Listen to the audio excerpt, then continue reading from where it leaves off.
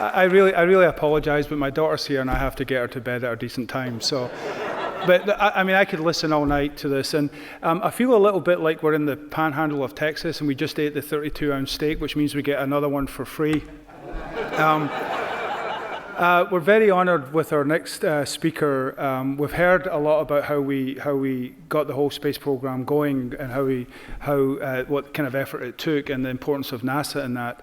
And our next speaker, I mean, we're not, he's a very familiar face to us here at Rice. Jim Bridenstine is the current NASA administrator and a long history of very important people to the nation, obviously to the space program. Jim is a triple major from Rice, so we're very proud of that. So it's a very Rice-themed evening, of course. He was a congressman from the 1st District of Oklahoma. And I have to get this right because I just traveled with some Army aviators, but he was a Navy aviator for several years. And rather than just read his resume and so on, I think one of the things that's impressed me, when obviously I don't follow Republican Congress issues in Oklahoma, but he always was a big fan and had a huge amount of passion for NASA. And so when his name get put forward to be nominated as the NASA administrator for the new administration following Charlie Bolden, there's a lot of concerns about people because a politician, and this is really science and engineering agency. I actually had no worries at all because of the speeches that he had done, because of the legislation that he had proposed. It's very clear that this person really loved NASA and would do what he could to make it continue to its success. And having some political chops was not a bad thing.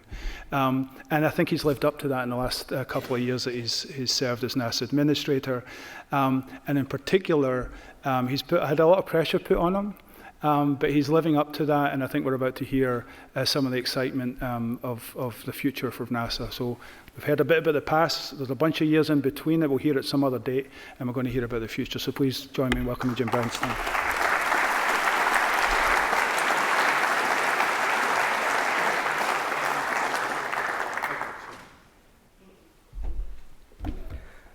Thank you, David Alexander, for that great introduction. Thank you for your leadership at the Rice Space Institute as well. What an amazing organization, and good for not just NASA, but for the country, and we're grateful for your service.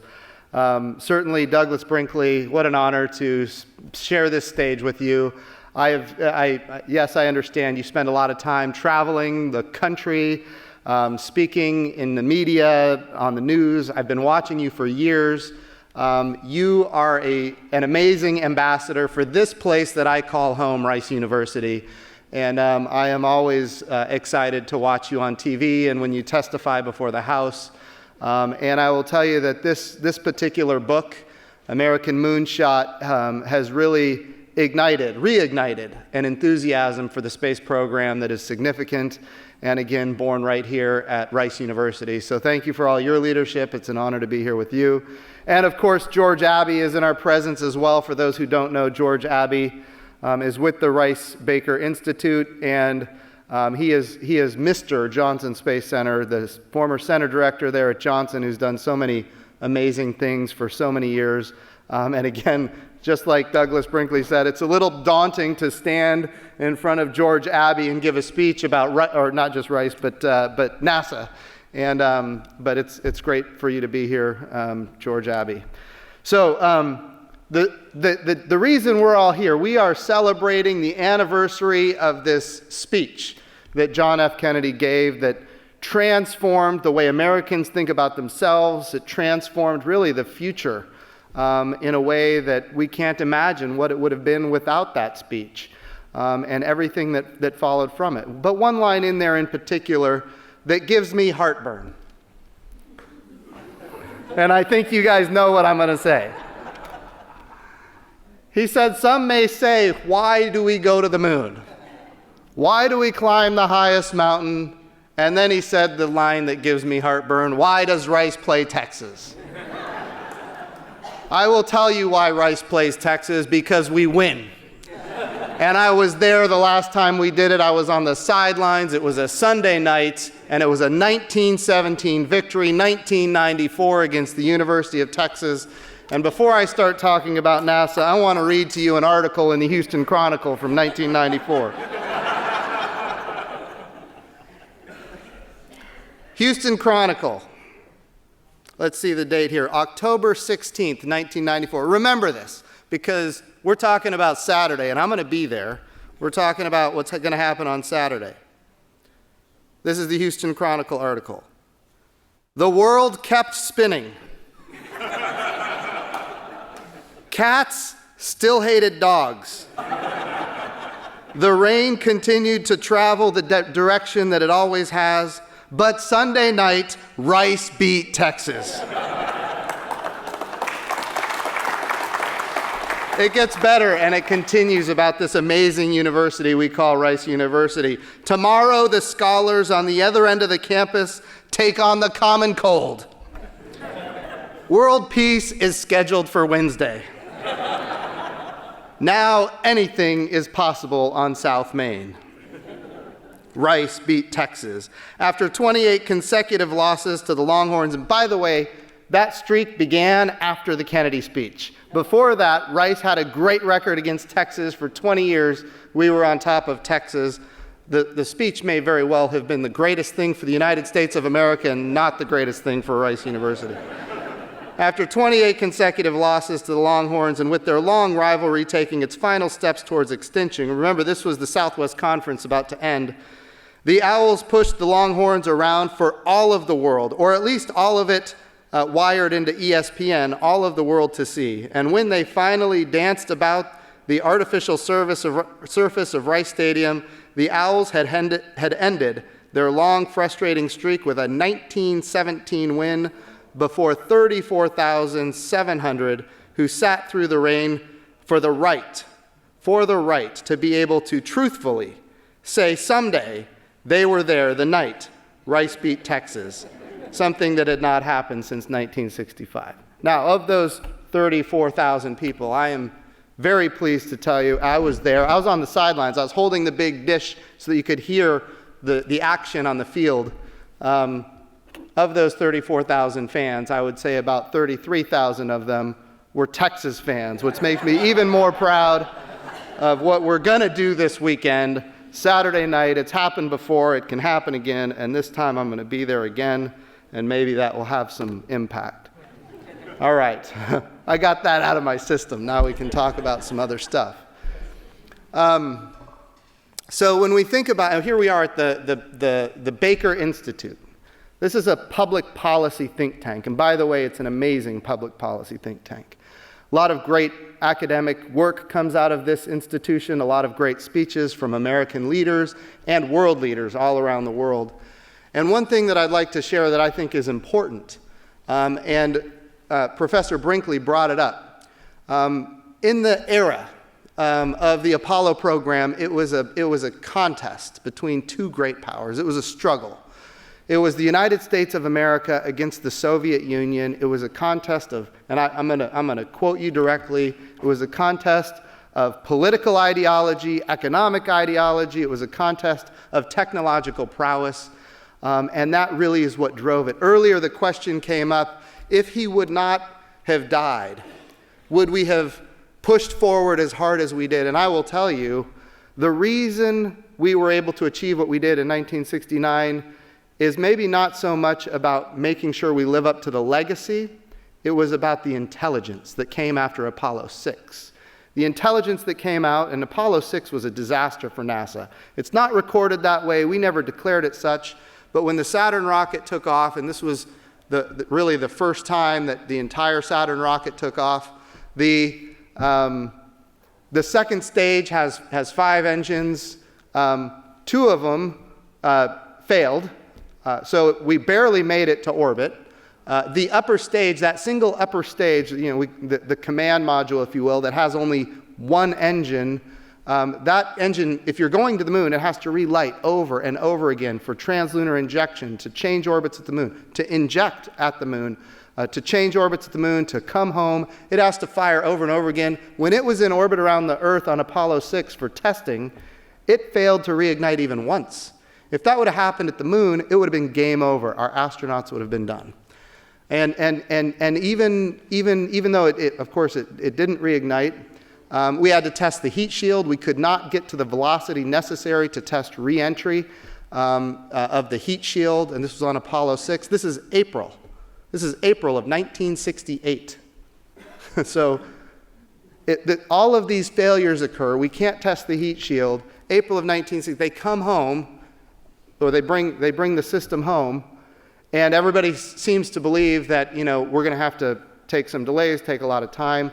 The next day, they got intelligence that by the end of 1968, Russia, the Soviet Union, I should say, I want to be clear, the Soviet Union, I got all these experts here, the Soviet Union was going to be at the moon, in orbit around the moon, doing what we call a free return trajectory around the moon with humans by the end of 1968. That is the catalyst that spawned so many activities at NASA, because as you said, President Kennedy didn't like to lose, his successors didn't like to lose, Lyndon Johnson didn't like to lose. This is really the intelligence that said, we're going to move forward and we're going to go fast. And instead of delaying, we decided to skip a few missions. We went straight to Apollo 8, which in my view is probably the most significant Apollo mission because it was the first time humans went around the moon. We dropped the lander. The lander was the piece that was taking too long to build. We dropped the lander. We decided we're going to go to the moon. And of course, they were architecting a way, how could it possibly be done that we would do a free return trajectory. And after doing some analysis, they decided not only can we do a free return trajectory, we can actually go to low lunar orbit. And by the way, in order to achieve this by the end of 1968 on Apollo 8, in order to achieve it, it had to be done on Christmas Eve. On Christmas Eve. Think about that for a second. If this fails with that single engine that before had failed, those astronauts would be stranded in orbit around the moon on Christmas Eve for the entire world to see. But again, because of this great power struggle, the nation decided that this is an important capability that we actually have to win. And so we went forward. And interestingly, on that Christmas Eve, 1968, when they broadcast, and this is what's great about the United States of America, we did everything transparently. People saw our successes, people saw our failures, everything was, and we took video cameras, and on that trip we were filming and broadcasting live on national television. And in 1968 on Christmas Eve, they broadcast a message for the entire world to hear. You mentioned earlier Charles Lindbergh, 1927, the Orteig Prize, and in that Orteig Prize, Charles Lindbergh, after he won it, he traveled the United States, 1927, before television. 1 out of every 4 people in the United States of America saw with their own eyes Charles Lindbergh because he traveled so much trying to normalize aviation, which is a great thing for our country. 1968, imagine this, 1968, Christmas Eve, in one broadcast that was minutes in length, 1 out of every 4 people on the planet either heard or saw that broadcast from the moon on Apollo 8, Christmas Eve, 1968. This is a public policy think tank. That's an amazing tool of national power. Think about where we were, the Iron Curtain. How do you communicate behind this thing that they call the Iron Curtain? Well, let's do something so stunning that the entire world has to tune in. That's what it was. You know, in national security, we talk about elements of national power. And there's one element of national power that everybody thinks about all the time, and that's military. It's the big M, it's capital M, it's bold, everybody sees it and knows it. But there's other elements of power that are soft in nature, and I'm bringing all of this up because the Baker Institute is a public policy think tank. And when we think about the history that was made here, it was about averting war. Not having the big M to win the war, although that's important for deterrence, critically important. But the question was this: how do we communicate behind the Iron Curtain? We talk about what we call the dime theory, diplomatic power, information power. That's what I'm talking about when I talk about 1 out of 4 people on the planet either hearing or seeing that broadcast on Christmas Eve, 1968. And that information power is what changes the perceptions of people all over the world towards the United States of America. Because they see this stunning achievement and they say, why aren't we doing that? Why can't we be with them? One of the first big missions I did as the NASA administrator, I get to take credit for all the things that happened before me, but I was there just like Nixon was when we landed on the moon. I was there when we landed on Mars for the 8th time in human history with a robot, a little mission we call InSight. And it's helping us understand the interior of Mars. The United States of America is the only nation that's ever landed softly on Mars. Now we do it with international partners. But we've done it 8 times. Others have tried. Nobody has been successful yet. But we wish them luck. We really, as NASA, we want them to be successful. The more, the better. This is a science agency. We want to get more science and more information. We want to explore more of the solar system than ever before. My point is this, on the information piece, diplomatic power, information power. When we landed on Mars, it was a great day for NASA. I'm telling you, we were excited all across the agency. But we were on the cover of every newspaper worldwide when we landed InSight on Mars. A reminder of that information power that is unique to NASA. It's a reminder of that Apollo 8 mission in 1968 and how we had that information power. And even today, it's still stunning. People still want to see it. We were in a newspaper in Tehran. By the way, the subtext of the newspaper says, the hardline newspaper of the Islamic Revolutionary Guard Corps. I don't know about you guys. Here at the Baker Institute, they're probably aware. They don't write nice things about the United States of America. But in this case, when it comes to NASA and this once again stunning achievement, they wrote an amazing article, and the last paragraph went line by line through who all of our international partners were on the mission. We had science instruments on there and technology on there from France and Germany. We have scientists in Spain and scientists in Poland that are going to be helping us, unravel the mysteries that we're going to find through this instrument. And that was all in this article. And there are children in Iran that are going to see that. And it's going to change their perception towards the United States of America in a positive way. NASA has this unique power. It is not a hard power. It is not military power. It is soft power. But it helps people understand that as humanity, we are all trying to do these stunning achievements, to learn more, to go further. And that helps shape the world so that we can have more peace and more security for the future. So we talk about these elements of power. After the Apollo program, and yes, there was a time when the United States government was arguing, should we partner with the Soviet Union or not? And of course, the decision was not to. The decision was to go and to win and not partner. But after Apollo, 6 missions, 12 people walking on the surface of the moon, after Apollo, we did partner with a program in 1975. In fact, it started long before that. In 1975, the United States of America had our astronauts, and the Soviet Union had their cosmonauts on orbit together in a space station in a program called the Apollo-Soyuz program. Or if you're in Russia, they would call it the Soyuz Apollo program. But either way, the partnership began.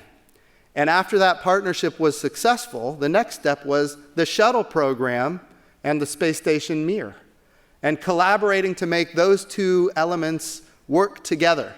Not easy, but it happened. And it was successful.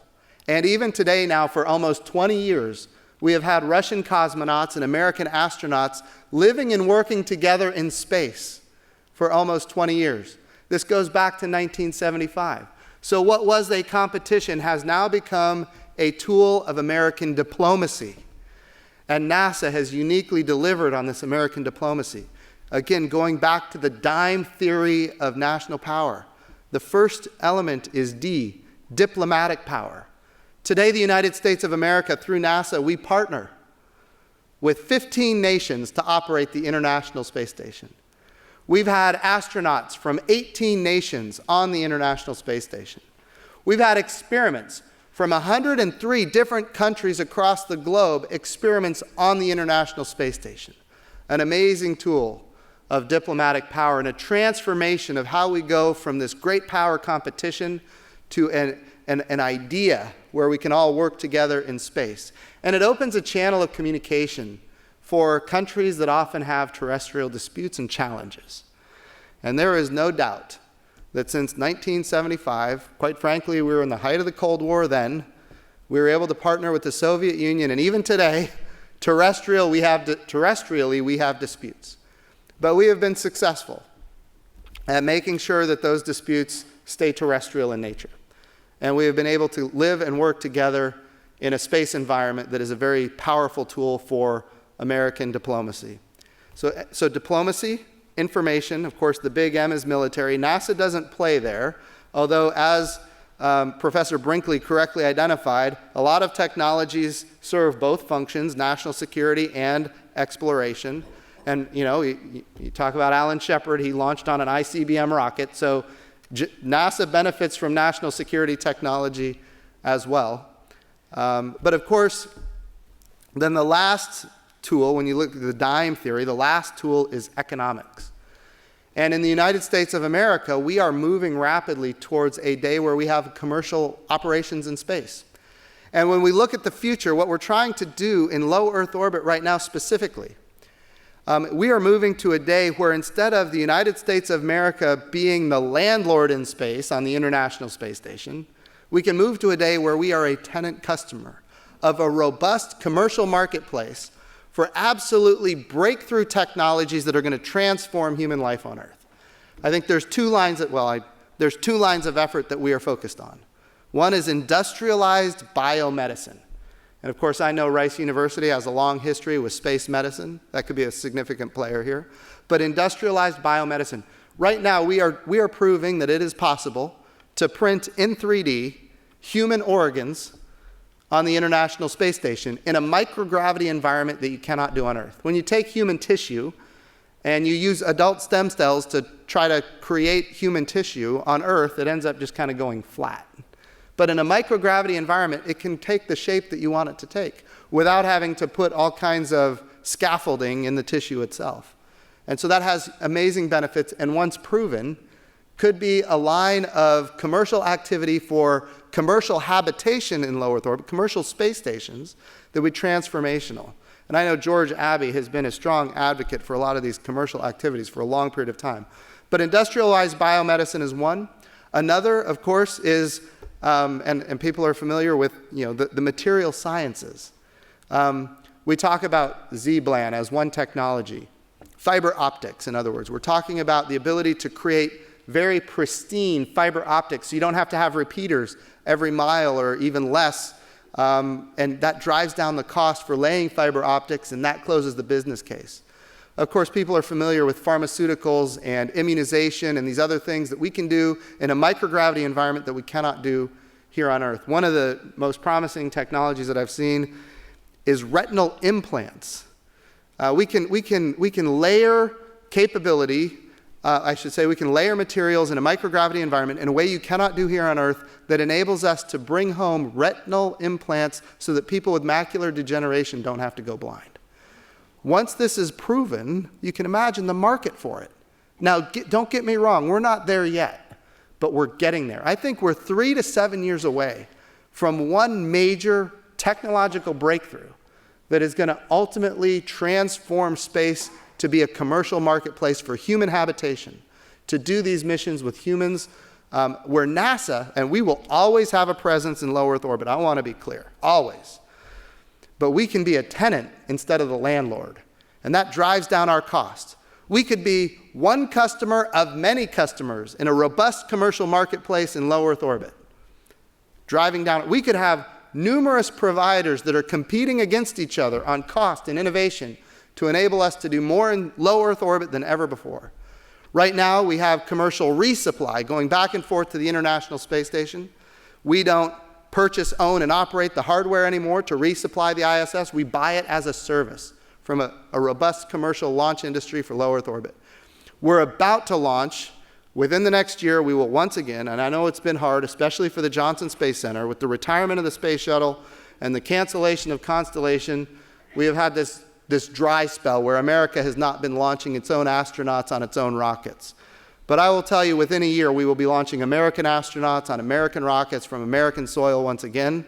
And when that happens, we will not be doing it with government owning and operating. We will be buying the service from, again, a commercial marketplace that is competing on cost and innovation, driving down the cost of the tax. And here's why this is so important. Because when we can do more commercially in low Earth orbit where there is a marketplace, NASA can use its resources to go back to the moon and onto Mars.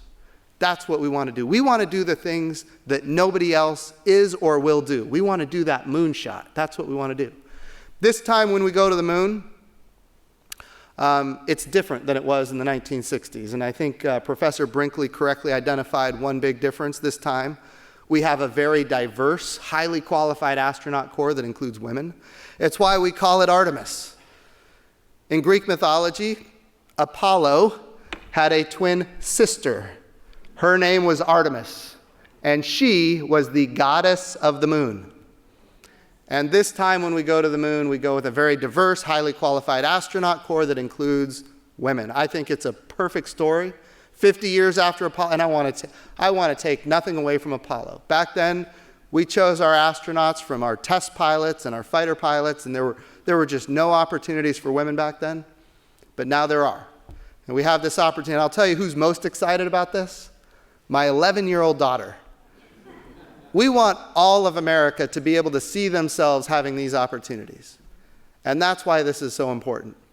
So when we go back to the moon under the program we call Artemis, it's going to be different. A couple of other things that are different. When we go to the moon this time, we're going to have commercial partners that can help us drive down costs. We're going to have international partners, which is big. Every country on the earth wants to be with us when we go to the moon. Countries that didn't have space agencies a year ago are now creating space agencies because they want to be with us when we go to the moon. And I know you mentioned that in the Apollo program we didn't do partnerships, and that's true for the large part.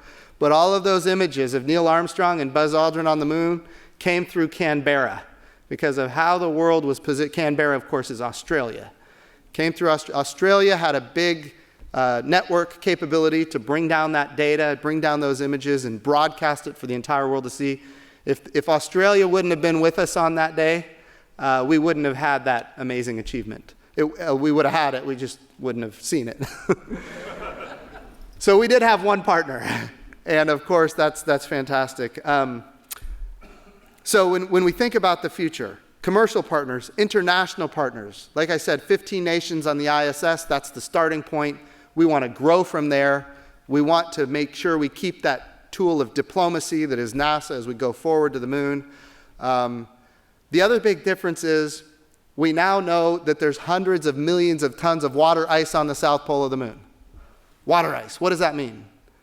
It's air to breathe, it's water to drink, it's rocket fuel. Hydrogen and oxygen is rocket fuel. By the way, Rice University story. I'm a brand new freshman at Rice University. Orientation week is over. I'm getting to know my roommate, who I love very much. I just had dinner with him in San Francisco a few weeks ago. Rice kid. He is a Rice kid through and through. One day he's at his desk and he's playing with a glass of water, and I'm like, what are you doing? And he's got this all of these electronics on his desk. He had taken apart back then we had disposable cameras. I see everybody filming me with these cameras now, but we had disposable cameras back then. He took the flash out of a disposable camera, rigged up the capacitor to create electricity with a battery, and he was using the electricity with a glass of water.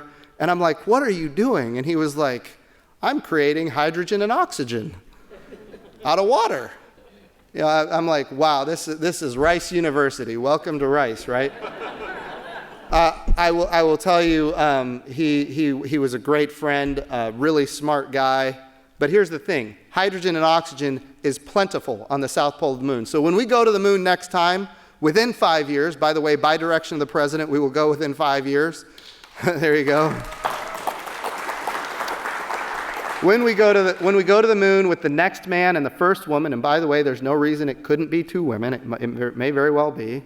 But with at least the next man and the first woman, when we go to the moon, we will be going to the south pole of the moon, and we will be using that water ice. And we right now have underway what we call CLPS missions, Commercial Lunar Payload Services. We're going to the moon commercially with these small robotic missions to characterize, understand the water ice and the regolith, use it for life support, use it for rocket fuel, hydrogen and oxygen, same rocket fuel that powered the space shuttle, same rocket fuel that powered the Saturn rockets that took us to the moon the first time. It's available, hundreds of millions of tons on the South Pole, and likely a lot more. So we're going to use that resource. And here's why, because we're going to go to Mars. And I know we're running out of time. I'm going to be quick. I got to talk for a second about Mars. We're going to show a 2-minute video. Why does Mars matter so much? We go to the moon because we need to get to Mars. Then it was the destination. The problem is Apollo ended. Artemis, we do not want it to end. We're going sustainably to the moon. We're building reusability into the architecture, sustainable to the moon, so that my children and their children will continue to see missions on the surface of the moon. And the reason is the moon is the waypoint for the destination, which is Mars. Challenge with Mars. We are on the same side of the sun once every 26 months. When you go to Mars, you got to be willing to stay because you will not be in the same orbit as the Earth. The moon is with the Earth wherever we go. It's the proving ground. It's a 3-day journey home. Apollo 13 taught us that we can have a problem and still make it home. Houston, we have a problem. We're in Houston. Apollo 13 taught us that things can go wrong at the moon and you can still make it home.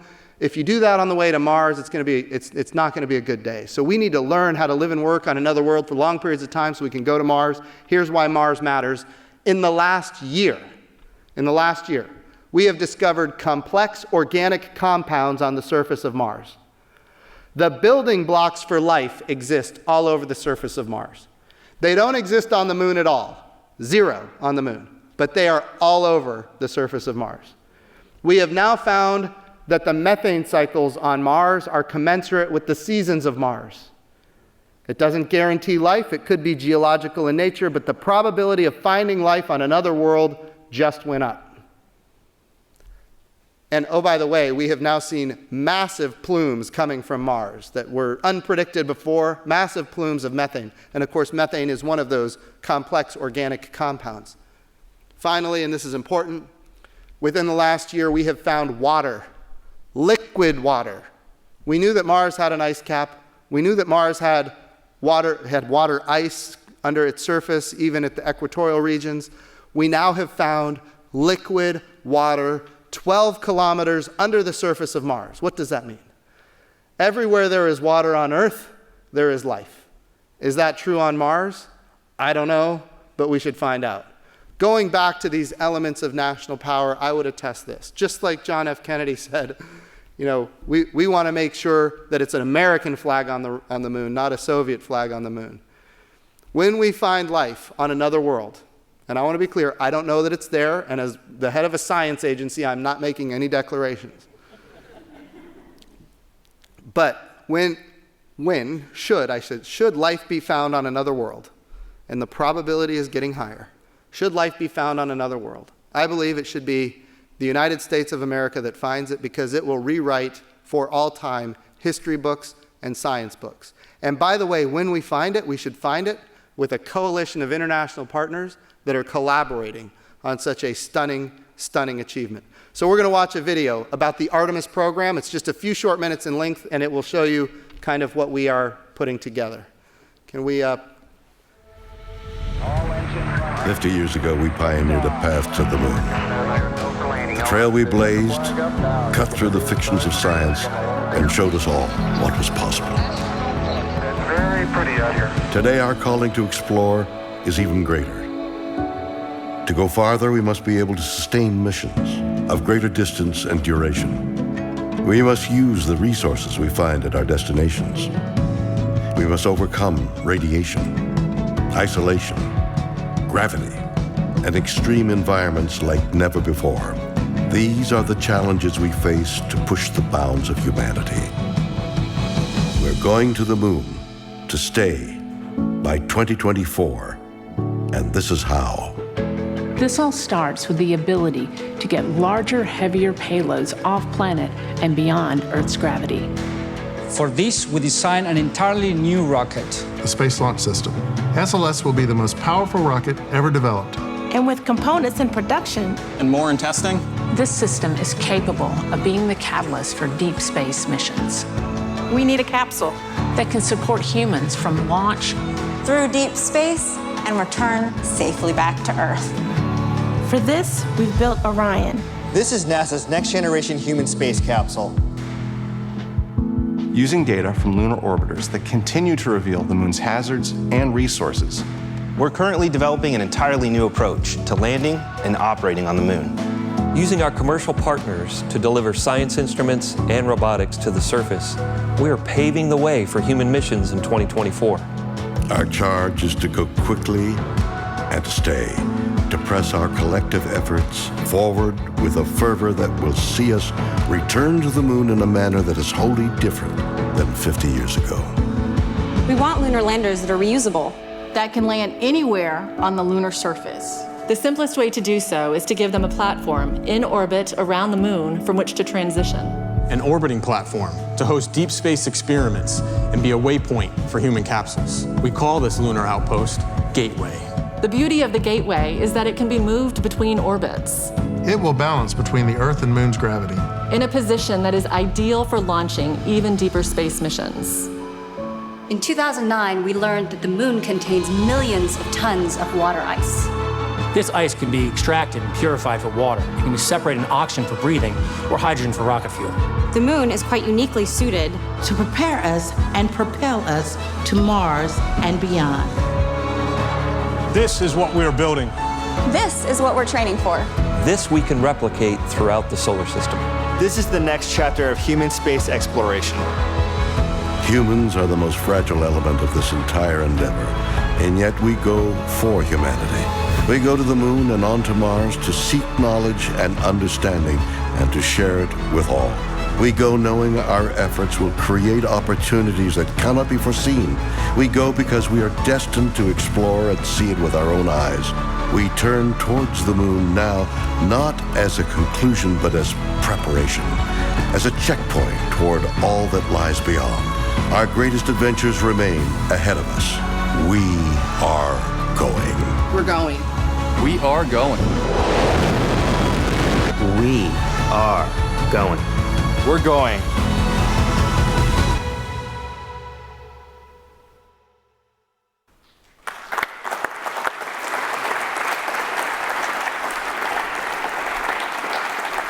So finally, well, come on up, come on. So finally, I just want to say in closing here, and this is important.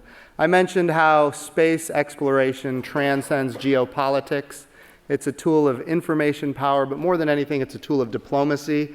And countries that disagree on Earth, we can collaborate and work together in exploration. I will also say this, and this is so important.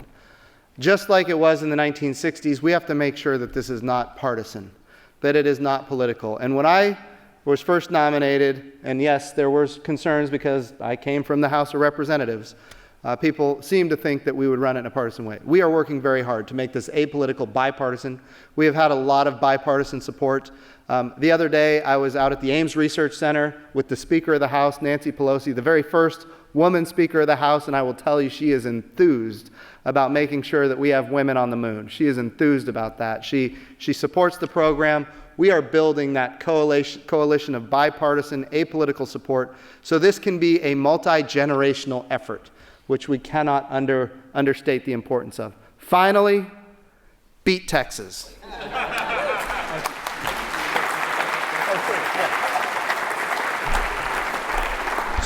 So I know we're running a little bit late, and you've probably got a million questions, but I'm willing to take one or two quick questions if somebody would like to come up to the mic.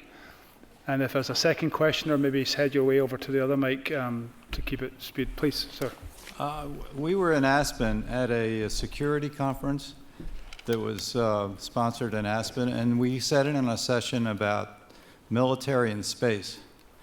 How does, and we were never aware of what is going on with China and Russia and how they seem to be trying to interfere with our space technology, which is the best in the world. Yeah. How does that impact, does it impact what you're doing at NASA? Yeah, so it's important. I get this question a lot as the NASA administrator. We don't do national security or defense at NASA. We are a science exploration agency. But I will say, and this is a challenge. Space is becoming very dangerous, and here's the challenge. And Professor Brinkley mentioned GPS and some other technologies. Think about how dependent we are on space. You know, I see these TV cameras on. Many people may watch this on the internet. Well, if you come from rural Oklahoma, you get your internet via internet broadband from space. A lot of people watch DirecTV or Dish Network. Again, space-based communications have transformed the world and continue to transform. That's just communication. GPS, the way we navigate, dependent now on space. And by the way, that GPS signal is critical. Every banking transaction in the United States of America is dependent on a timing signal from GPS. If there is no GPS, there is no banking. No milk in the grocery store within 3 days. Bad day for the United States of America. When we think about the GPS time, it regulates the flows of data on terrestrial wireless networks. No GPS, no terrestrial wireless networks. It regulates the flows of electricity on the power grid. Talk about a bad day for America. No GPS, no power grid. It would be devastating for our country. It becomes existential. China has called space the American Achilles heel. That's a problem. And I think it's important that this country understand that we cannot allow anybody to hold our way of life hostage because they're willing to destroy space. Now, NASA has a stake in this for really one reason. We do exploration, and if you destroy space, which, by the way, low Earth orbit, you got to get through low Earth orbit to go anywhere else. But if you destroy space, you have damaged permanently what NASA is trying to achieve. When I was in the House of Representatives, we had a national defense, I was on the Armed Services Committee. We had a National Defense Authorization Act that included a Space Force. This was 2017.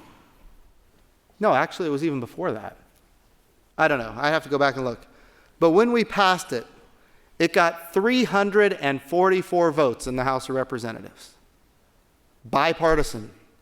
We don't get many votes that have 344 unless you're naming a post office or something. 344 votes in the U.S. House of Representatives. And it went to the Senate, and there it did not succeed. Again, the goal here is nobody wants war. I don't want it. Nobody wants it. But what we have to do is we have to make sure that the adversaries of the United States or the potential adversaries of the United States understand they will receive no advantage by making those investments. That's the key. That's what the U.S. Space Command, which was recently announced under Goldwater Nichols, that can be created by the President through the Secretary of Defense without any authorization from Congress. But that is just about fighting and winning wars, which is what a combatant command is about, joint command. There's an entirely separate element, which is how do you organize, train, and equip a cadre of professionals to do that fighting. That's what a military service is. To create that new military service, the Space Force, requires a vote in Congress. We had that vote in the House. It has since not passed. I will tell you, in the House, they have passed the Space Force. By the way, it's still bipartisan and strong bipartisan. They have had that vote in the House. It passed in the National Defense Authorization Act. And in the Senate, they have marked up an NDAA that includes a Space Force. And they did that in committee, but it hasn't gotten a vote of the full Senate. But it's not partisan, and it's important. And the goal here is to prevent war, not create war. President. Thank you very much for your service, and thank you for being an excellent NASA administrator. My name is Keisha. I wanted to let you know that I have been a very strong proponent of the space program. I wrote a report on behalf of the National LaRouche organization, and what we're doing right now is we're circulating a petition in support of President Trump's Artemis Program, and we're getting quite a bit of support on campuses across the nation and internationally. Wow, thank you. Yeah, so, and I'll give you a copy of that report before we leave here. But let me know what I can do to help. Yes, thank you. And I'm being serious, yeah. And my question to you is on the subject of not just supporting the next 4 years of 2024, but looking into the next 50 years of space exploration. You talked about the Mars mission. If we're going to send human beings to Mars, it can't be take your time and let's do this. You're right. You know, getting people there in 3-9 months. And there's discussion that's coming up right now on the question of fusion propulsion. Oh, yeah. So I want you to speak on that, because the importance of this right now is, you know, how can we actually get human beings to Mars safely, efficiently, through 1G acceleration, through advancing, maybe instead of 3 months, going there in less than a few weeks here. Fantastic. And I think that's a very important subject. Even the Russians are talking about the importance of fusion, and many countries are looking to the moon as the basis for that, particularly on the mining of helium-3. So I'd like your comments on that, please. My goodness, there's a lot in there. Keisha, thank you for your advocacy. And thank you for wearing that shirt. Keep doing that. Yes, a couple of things. You mentioned 2024, and you know, some people have said maybe that's a partisan date. Remember what Kennedy said. By the end of the decade, he gave it a date. Why? Because that's how you get results. And it's important that in this particular case, when we look at we compressed the timeline. Originally, it was 2028, based on traditional budgets. The president said that's not good enough, so he said accelerate it. We did. He helped us with additional budget in the budget request. We did an amendment. We got that amendment over to the Hill. But here's the important thing. NASA has not a science problem or a technical problem. We can retire all of the technical risk you can imagine. We're an amazing agency with amazing engineers. We have a political problem. That's why we're not on the moon right now. That's why we're not at Mars right now. And Representative, or I should say, Professor Brinkley has been very, very clear about why Kennedy was successful. It was bipartisan, and he gave it a deadline, and he moved fast. There was a race. So when a program goes 15 years, 20 years, and costs billions of dollars, and people aren't seeing results, that's when they get canceled. When we cannibalize the Science Mission Directorate to fund human exploration, that's when it creates a partisan fight.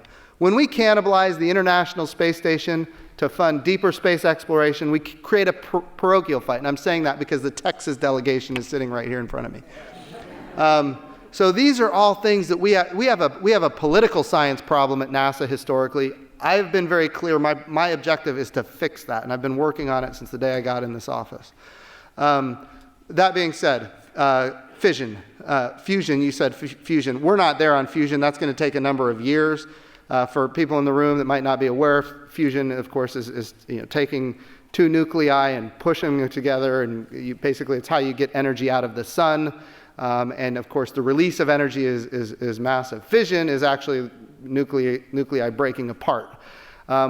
Fission, I think, is in the short term. How do we do nuclear propulsion? It's going to be necessary to go to Mars. Radiation in deep space is harsh on the human condition. If instead of a 7 to 9 month journey, we can make it a 2 to 3 month journey, it's really good for the medical condition of the astronauts. I will also say that we can do it so safely that we can do it in a way that it could never be weaponized. And certainly we don't want that, and we would never allow that to happen as an agency. But I will say other countries do it. Other countries are developing that technology right now, and we should be a part of it. But cislunar space, when you talk about having nuclear propulsion in space, being able to maneuver in cislunar, basically the space between the Earth and the Moon, is going to be critical for the future.